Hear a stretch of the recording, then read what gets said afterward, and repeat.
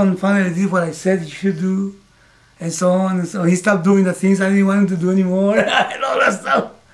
He's always due to something.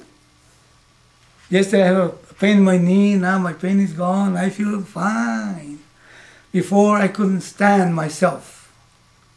And now, after this last beer, I feel good. Before the beer, I was very like that. With the beer, I feel good and also full. Yeah, and also full, yes, that's right. Right. But then you start cussing, why? I gotta go to the bathroom. Too many times. So this goodness and this badness, if that's such a word, is not just a sense, but it is an, how do you call this, a state of being. I am uncomfortable. I am comfortable. When I say I am fine. So the I am is being now, you put a superimposition of the mind's condition because of ignorance, that's all. Now, if a person finds himself to be the whole, discovers that, and abides in that, in other words, is stitha in that, then he will not do anything in order to get rid of himself. You know what I mean by that? We don't realize that when we go for a beer, when we go for this or go for that, or we chose not to go for this or that for that, it's because we want to find some wholeness. And by doing this, then I will be getting rid of this guy that doesn't feel whole. So I'm getting rid of myself. But if I am fullness, then I don't want to get rid of myself. And there will be no need to get rid of myself. Therefore, the wanting me ends completely. Wanting meaning, taking myself to be someone lacking. Because I discovered I'm not lacking anything. So objects will no longer be called kamas. Is that right? That's what he's saying right here. He says the word kama in this verse is taken to mean objects. Kamate iti kamaha. They are desired, and therefore I call kamas. If a person does not know that he or she is ananda, ananda means what? Fullness. Purna. Ananda means fullness, not bliss. Bliss is just something very subjective. Okay, but if a person does not know that he or she is fullness, absolute ananda, the person is elated when desirable objects enter, and dejected, there should be a comma there, and dejected when undesirable objects enter. You see? Whereas for the wise person, who is this wise person? And what makes him wise? He's complete. He finds himself that his fullness, his completeness, absolute. Okay? For the wise person, there is no difference. No difference when desirable objects enter and undesirable objects enter. It doesn't affect them at all. Okay, he or she is shanti, alone, meaning that there is no change in the person whatsoever. The emotional yo-yo is no longer there for him or her. There may be a ripple of laughter, or even roaring laughter sometimes, just as the ocean seems to be very ecstatic at certain times and simply smiling at other times. There can be a smile, a laugh, or tranquility. Now, this takes away the notion that a wise person becomes, how do you say, like a stone. He will enjoy. A person enjoys. I mean, you show emotions. Oh yeah, enjoys. Like, let's say, the child, okay? The teenager.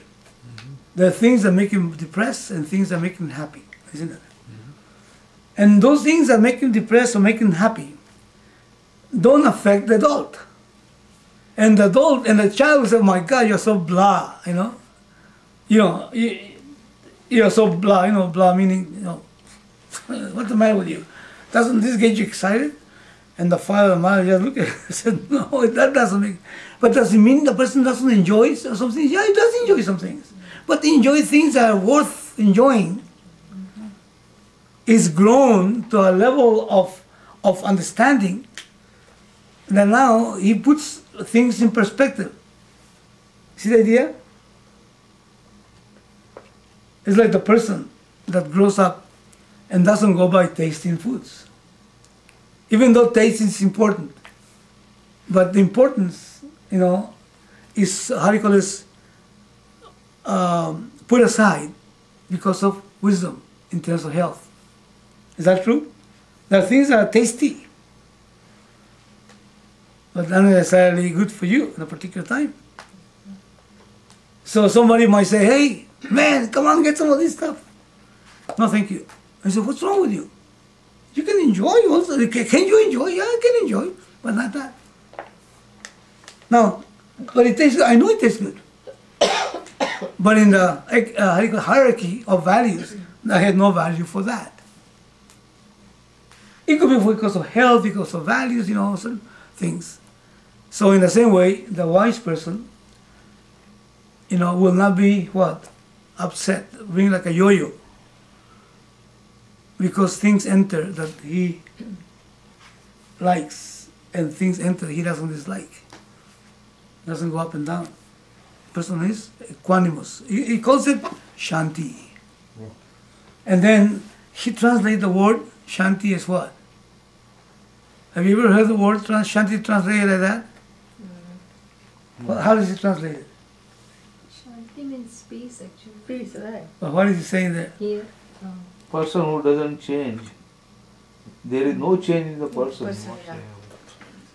Tranquil. That means stithapragna? Tranquil. Stitha means tranquil. I mean, Tranquil. even keeled. Okay. And what is an even keeled mind?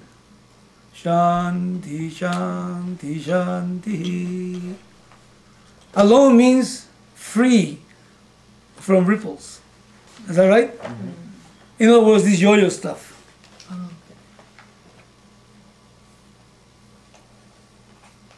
Now, look at the ocean. We were coming yesterday, on the Bay Bridge, coming yesterday or the day before yesterday, in the evening. And as you're approaching, the toll plaza, coming back in the evening, and you see the Port of Oakland with all the, how do you call those things? The cranes? The cranes and everything. And there's a lot of light in there, isn't it? Mm-hmm. And the light reflects where? In the bay, isn't it? And sometimes the bay is, you can see the crest of the little waves in there. Mm-hmm. But this time, it looked like a mirror. Shanti, alone. Meaning what? One mass alone. There is no breakup. So the mind of a stithapragna is like that. A stithapragna means a wise person, a person that is established in knowledge, and it still enjoys the moonlight, the sunshine, but then it doesn't get altered like that, like the ocean. It doesn't add anything to it, nor it take anything to it. If something is desirable, undesirable, enter into it. It's a nice thing to see, those nights in which the ocean is just completely calm. Of course, there might be some movement there. Okay, if you come close to it, you'll see some movement, right? But it looks like it's a flat glassy surface. Now watch this. There might be ripples in there, but the ocean inside is quiet. See the idea?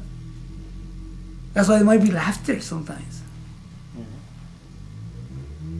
On a person. Crack a joke. I say, man, whatever. But the inside is still. There's no sadness.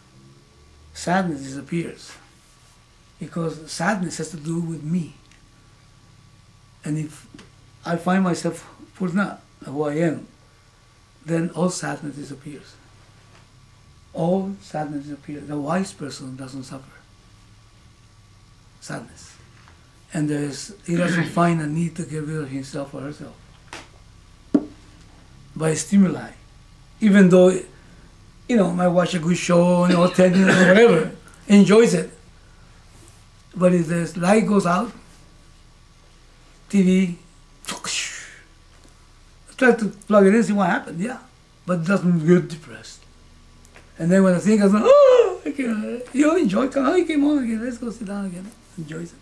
And somebody wins, somebody loses and all that. And he goes for this guy, he wants this guy to lose, he to win, so he wins, hey, he won. But it doesn't add anything to him or not. You see, still, because there is this, it's called Shanti. It's all Shanti. In other words, and if such a person is told to give up all desires, he or she cannot do it. Okay, who's that? The unwise person. Unless one is full, desires cannot be given up. They go away only when the person is full. Even the desires do enter the head of the wise person, because they do. They do not create any problems, because whether the desires are fulfilled or not, it is all the same to the person. It's not very good for business. For the business in which, when you go to the stores, or you watch TV, or you go down the driveway or the freeway and all that stuff, there's all these things, trying to create desire. That's how they do. All these things on TV, all these things on, the way they arrange all the merchandise and all these things in the stores. There is the first rule of selling.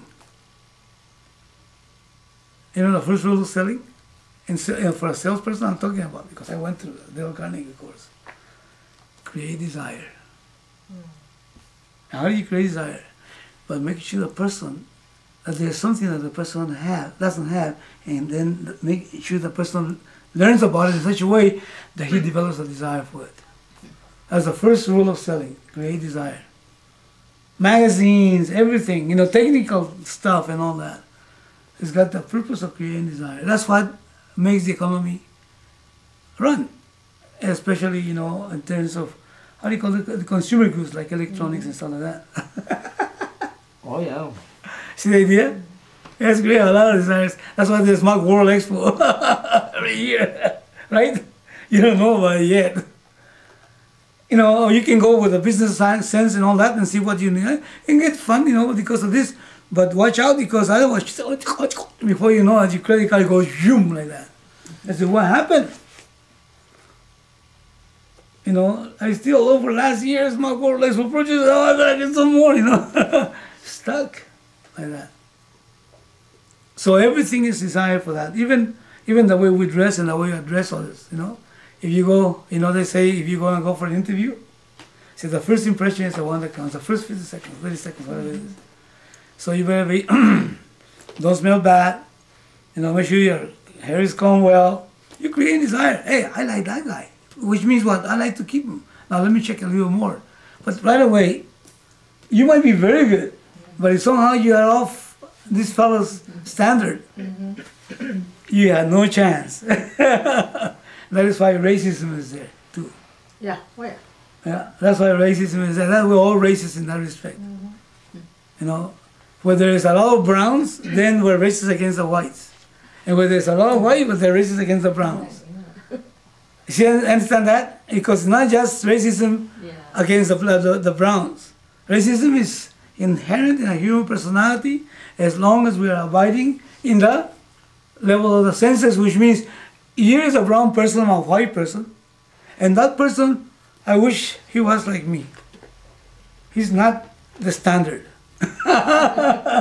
See the idea? Or if you're amongst all browns, he comes a güero, and let's say güero means a blondie, like that. Okay, now watch. If I have prejudice, I will say, this guy must be good. Why? He's a güero, he's a blondie. You see, it goes both ways. Isn't it? It's called prejudice. To hire someone because he's blonde, or to reject someone because he's brown, or black, or yellow. It has to do with, again, the desire that's created, and then he feels my, how do you call it, cubicle. Now, let's just say, for example, that I have a business in which there's mostly browns, and a güero comes. And I think güeros could be good. You know, güeros means blondies. But then my desire is to make sure that my business works, so I'll get a brown one. Why? Because he relates to these guys, and so on. You see, like that. And he's, you know, using that's. But most of us are racist in that respect, because we live at the level of the senses. Of course, when we're a minority, it doesn't feel good on this end, isn't it? Yeah. Isn't it? But I found that in Mexico, for example. You know, in Mexico, you know, they have these people that have a value for the indigenous traditions and all that. I think I told you about that. They have value for the indigenous. No, they're trying to revive it and doing the dances and all the stuff. All this stuff, the culture, you know, and the ceremonies of the old Nahuatl tradition and learning Nahuatl and all that stuff. And they go out there and chun with the maracas and they do all these things, which is nice. You know, because there is a beauty to it too. Art, even. And they get together. Now, I have this friend also that he's Mexican like anybody else. He's from Sonora. Sonora is a state in Mexico. But he happens to be, you know, very light-skinned, you know, looks like a güerito, like an American, you know, like a North American, okay, Anglo-Saxon. And his eyes are clear, okay, like that. They wouldn't accept him. The browns. And he's Mexican also. Because this is indigenous, so this guy here represents those that, and so on and so on and so on. They wouldn't accept them.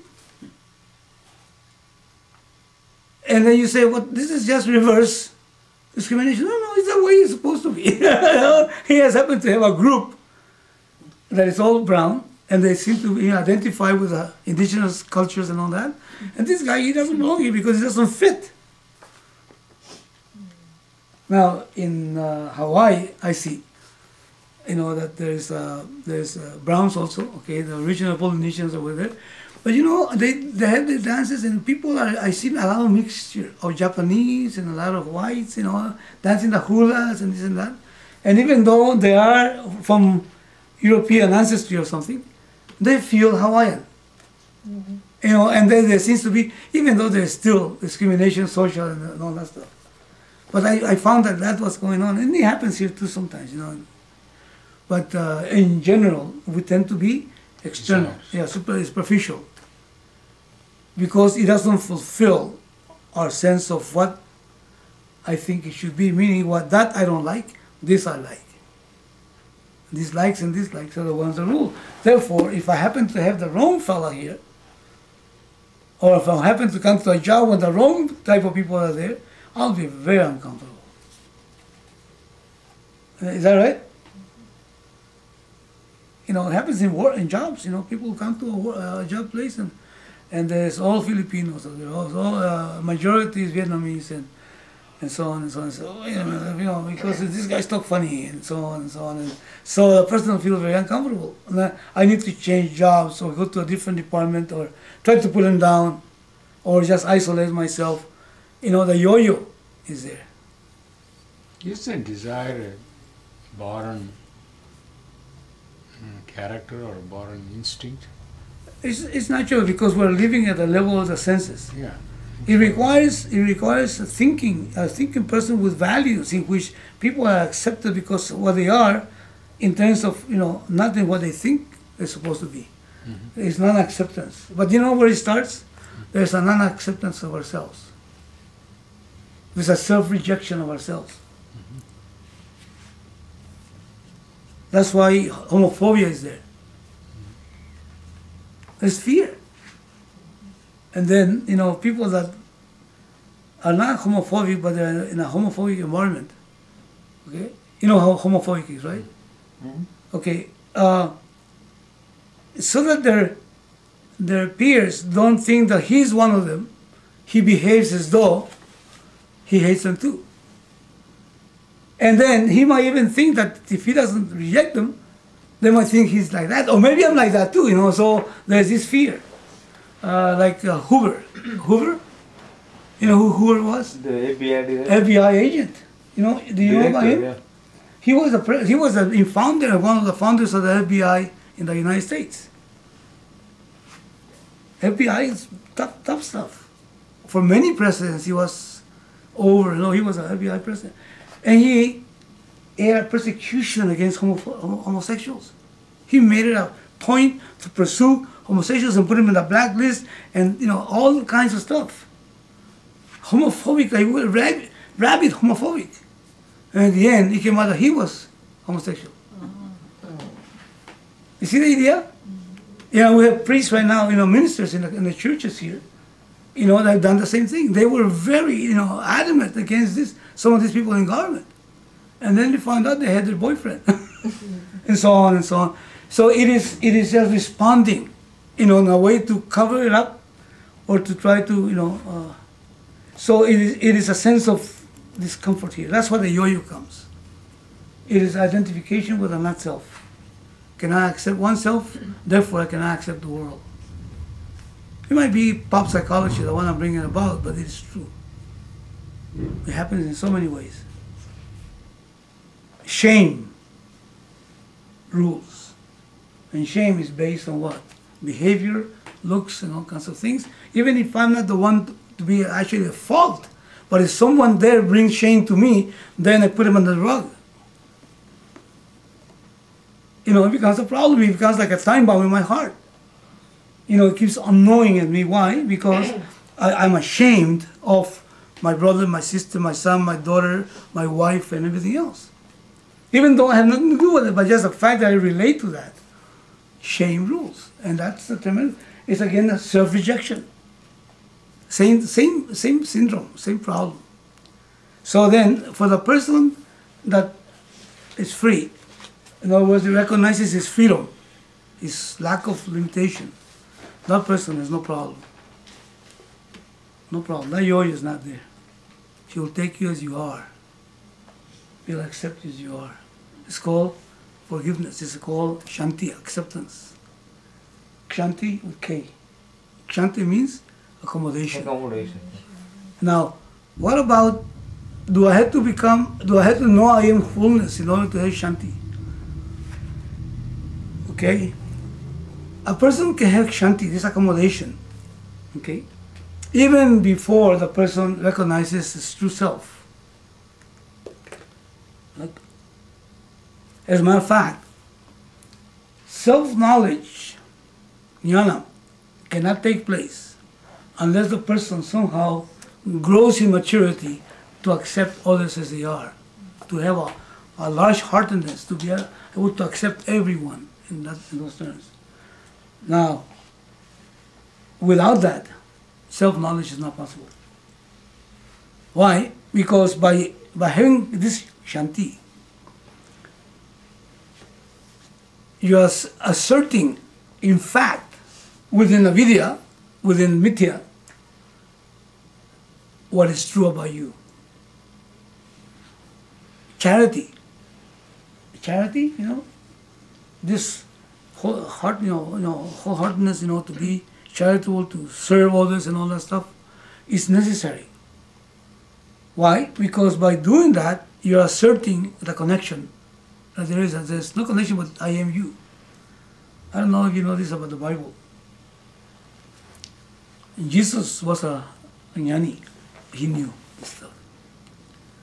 And there's a place where he says, whenever you feed the person that is hungry, you're feeding me.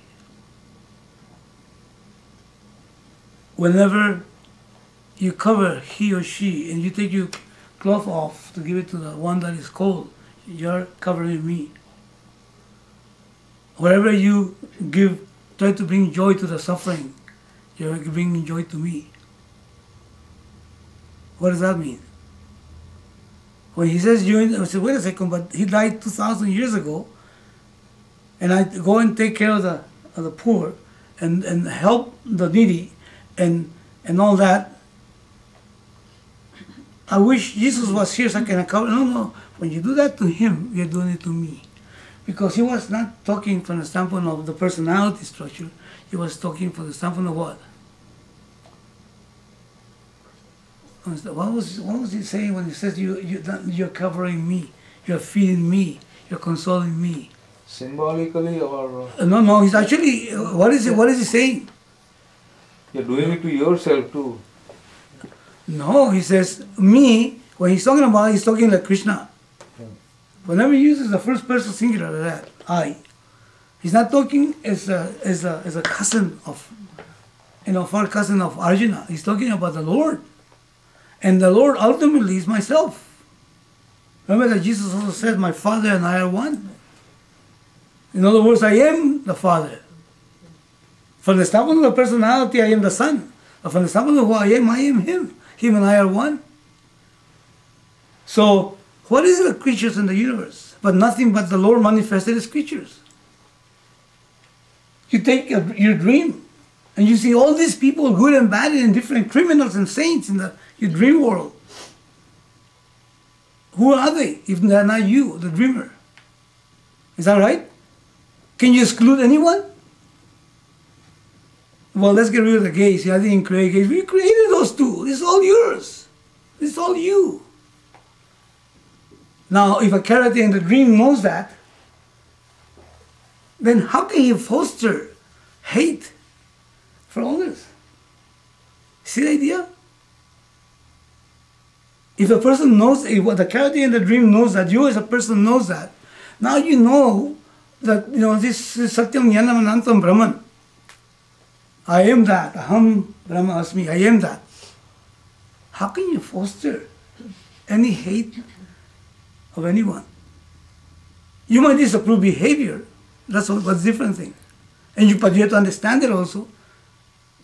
That, there go I if it wasn't for the grace of God. And you might even punish behavior. If that's the case, you're in the church, sue somebody or whatever it is and put them in jail or whatever, or make sure that they are put in jail. But there is no hate. Because it's all myself. There's compassion. It's all me. But then we tend to what? Compartmentalize. This is a good one. Okay. That means that we're abiding in what? In ignorance. This knowledge is not dawning. It's not happening. So the yo-yo will be there, continues to be there. See the idea? It has a lot of ramifications to it. So this shanti can only happen in the heart of someone that knows. And that's not book knowledge. Someone that knows. And then, or someone that subscribes to that knowledge, even though it's difficult. But without those qualities, I will never gain this knowledge. So I subscribe to that. And I take it on faith and say, for pending discovery, I'll live a life that is conducive for that. And then that is why the wise person becomes a good model. A good model, when Arjuna asks, how does he walk? How does he talk? In other words, how does he respond to the world? Well, that can become a good model for me to follow. See the idea? Even though I don't have his vision.